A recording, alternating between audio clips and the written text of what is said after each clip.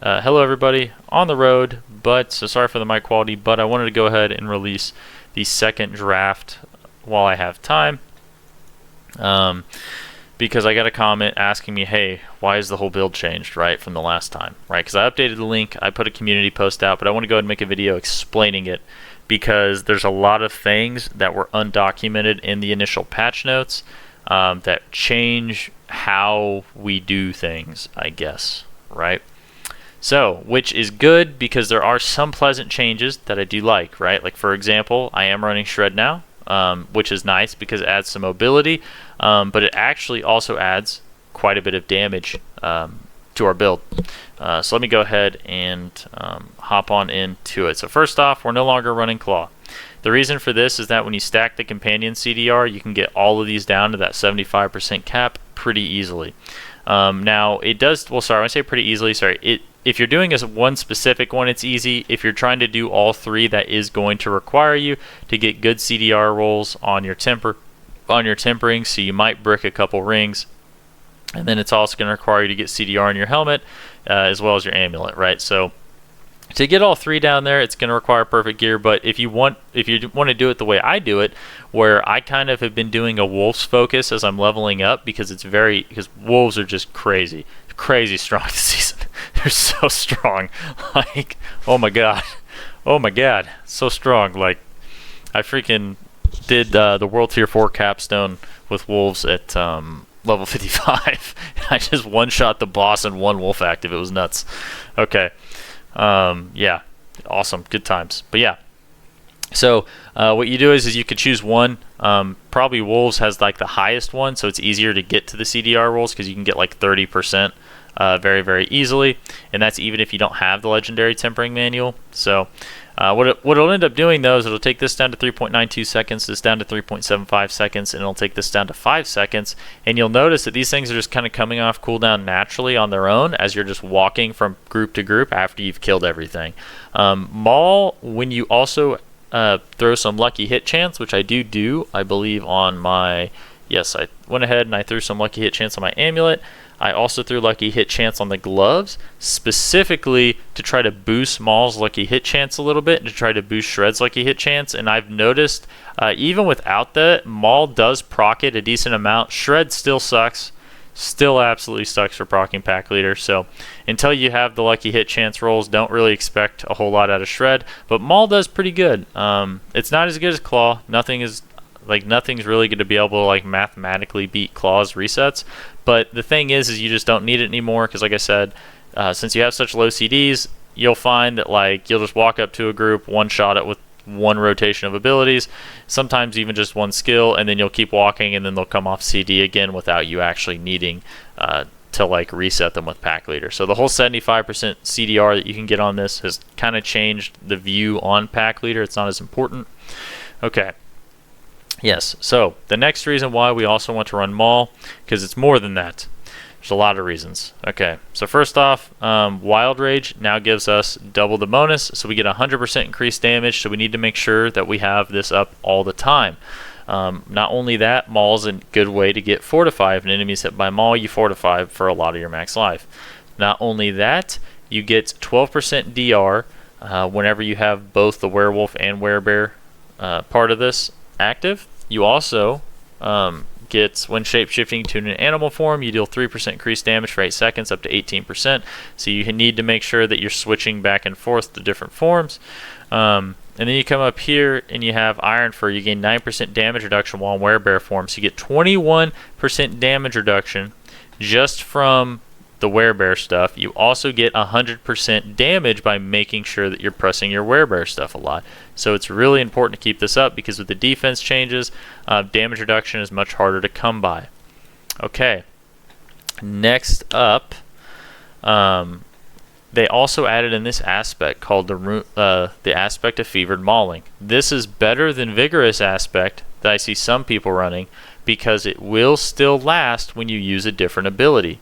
So that means that you can actually use Shred or use your companion skills and still maintain the DR. When you use this in combination with Aspect of Might, you get another 40% damage reduction for running Maul.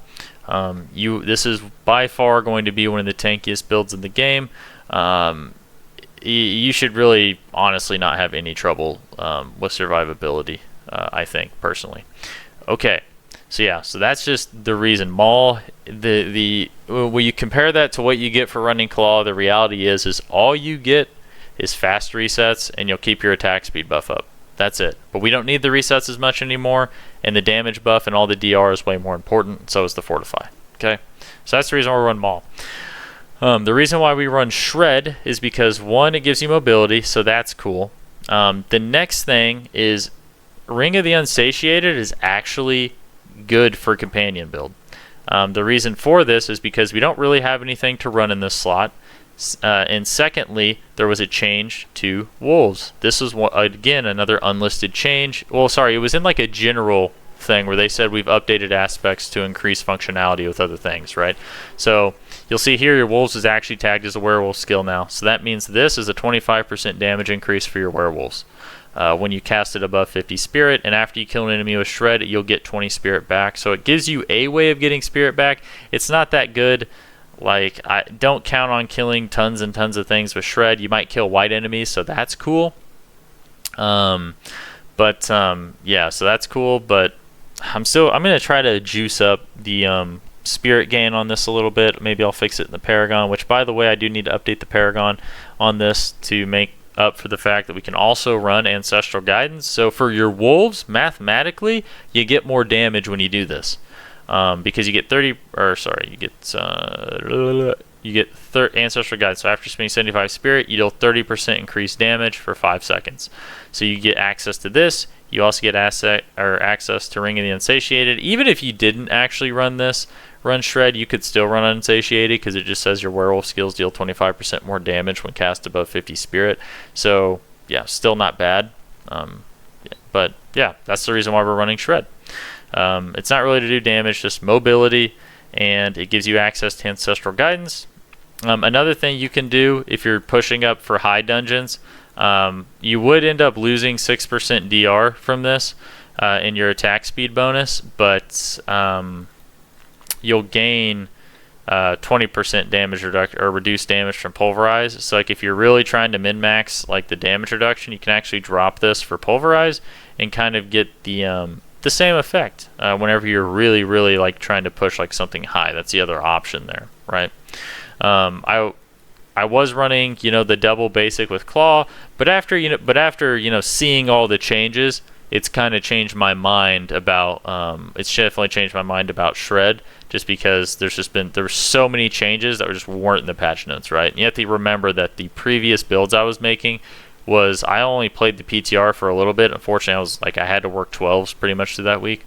So there's a lot of information I didn't have there. So I was working off of what was in the patch notes.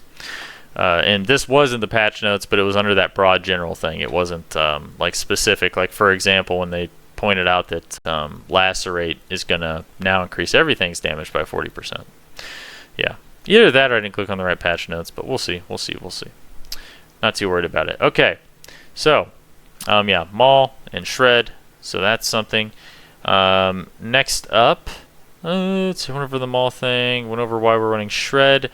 Went over the pack leader changes. What else? So the next thing is for damage reduction. And you could, I guess, technically swap out Debilitating Roar for something else. Like maybe like Blood Howl or something if you're early on. But once you have the CDR rolls, you can go infinite on Debilitating Roar, so it just makes more sense to do this. So let me explain how you go infinite on Debilitating Roar. So they changed Debilitating Roar into a shout skill this season. They made it to where Druids can use Bold Chieftain's Ring this season. Whenever you cast a shout skill, its cooldown is reduced by 2 seconds per nearby enemy up to 6 seconds. So you can see here that you can get +4 ranks to Debilitating Roar right here, and that actually lowers its cooldown. So 16.28, 15.84. So we already have it down to 16 seconds. With Bold Chieftains, that takes it down to 10 seconds.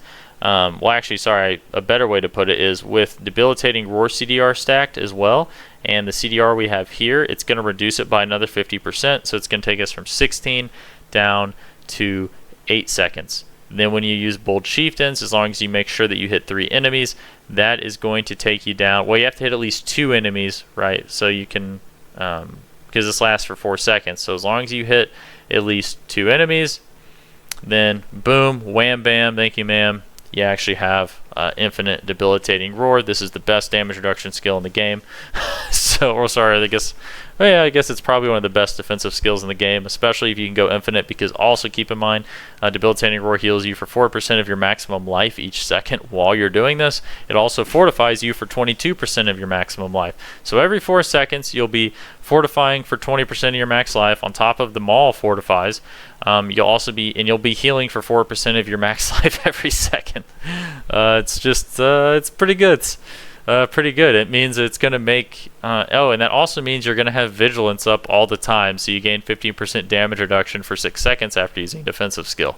I don't know how it gets better than that. I really don't. So this is going to be by far and in large one of the tankiest builds in the game. Okay. The other thing too is, notice you can get 26 skill ranks here. You can get 8 here. You can get 13 from Storm's Companion, unless this is just not correct. That's 13 if you have it. If you get a 50% increased one. So here, go down here. So it's +9 if you get the 50% increased one. Just a +7 if it's just a normal masterworked one. +11 if you roll a 75% increase. Yeah. So. You can just get an absolute ton of ranks. So like right now, I think I have like 4 or 5 for my Storm's Companion because I don't have it masterworked. But yeah, I just want to point that out. You can get an insane amount of ranks. Yeah. So what else? What else did I change here that's different? Oh, what the heck? What the heck is this? What the heck is this? This shouldn't be here. Sorry about that. Oh, I know what I want to do. This. So, since we're not running Earthen Bulwark, we can run Aspect of Metamorphosis. If you are having trouble with, if you're having trouble with the whole like becoming unstoppable and stuff like that, just go 3 maximum evade charges. Run Aspect of Metamorphosis. Since we're not running Juggernauts, it's actually not too bad to run Metamorphosis. That'll give you access to that. If you just want movement speed. Believe it or not, you don't really need a movement speed bonus here. So you have 38.5% here, you have 18% here. That's going to take you up to 50 some odd percent. There's a new potion in the game. Just focus on collecting these potions. You find a ton of them everywhere. But Elixir Momentum, this gives you 45% attack speed when you have it fully, or sorry, movement speed when you have it fully stacked. So you'll be at 100% move speed cap. If you just run that potion in these, so you don't really need to run anything else. If you don't have any of those potions, you could make 2 sets of boots, one for like when you have the potions and one's when you don't. You could run like Windstriker Aspect, you could run Craven Aspect, something like that if you want to get more movement speed. And then another option too is, I mean, if you don't really care about movement speed or unstoppable, you can run Concussive Strikes and get 20% increased damage to enemies.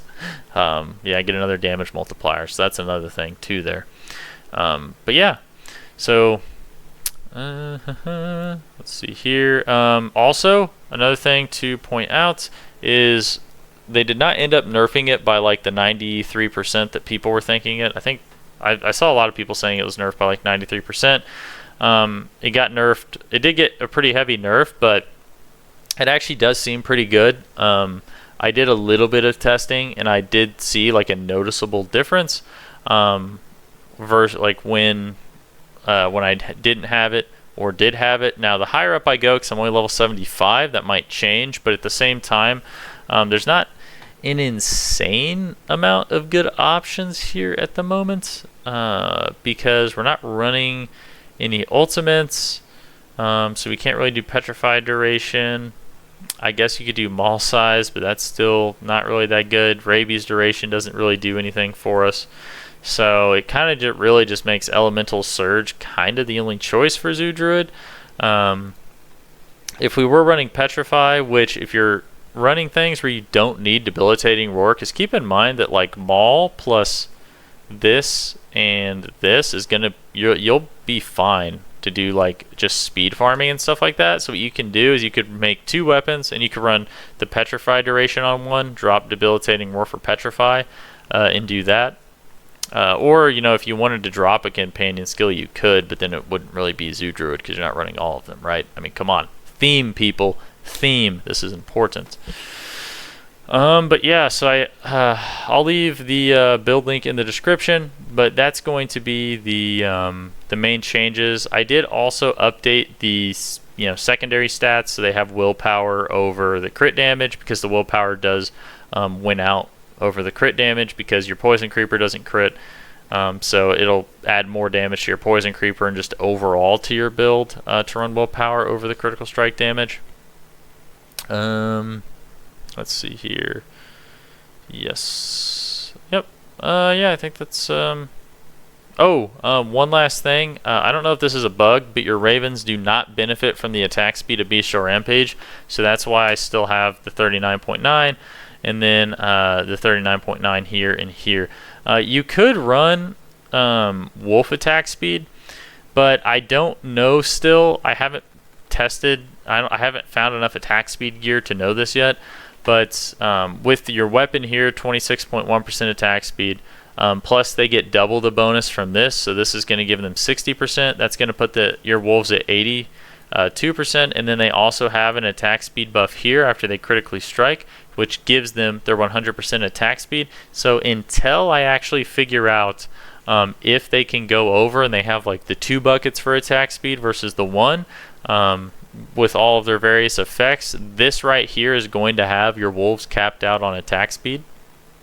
So yeah, so that's why I'm not really running any wolf attack speed aside from the boots. But at the same time, like I said, I'm not sure if they're even benefiting from this because we're kind of overcapped. So you could consider, what else? There isn't really anything else to consider, to be honest with you. Can't really do Raven's active size because we already have that on a piece of gear. I guess you could do Poison Creeper duration, but it's really not that important because it would technically increase the damage a little bit because it would make it stay on there longer, but I don't know, it's really not anything to write home about. So that's going to be it, guys. Thanks for watching. Like, subscribe if you want to see more, and I'll see you next time. Thanks.